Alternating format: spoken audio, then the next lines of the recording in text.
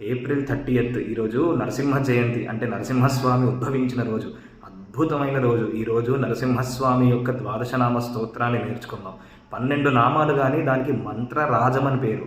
మంత్రరాజం అంటే మంత్రాల్లోకెల్లా అత్యంత గొప్పదైన మంత్రము అని. మరి స్తోత్రం కదా అండి అని అంటే అంతటి శక్తివంతమైన స్తోత్రం అని అర్థం. కాబట్టి 12 నామాలు దీన్ని నేర్చుకుందాం. దీన్ని రోజు పారాయణ చేసుకోండి. అత్యద్భుతమైన ఫలితాలు లభిస్తాయి. ఎలాంటి రోగాలైనా నశింపజేస్తుంది, పాపాలన్నింటినీ నశింపజేస్తుంది, మంచి సద్బుద్ధిని ప్రసాదించి జీవితంలో అన్ని శుభాల్ని చేకూరుస్తుంది.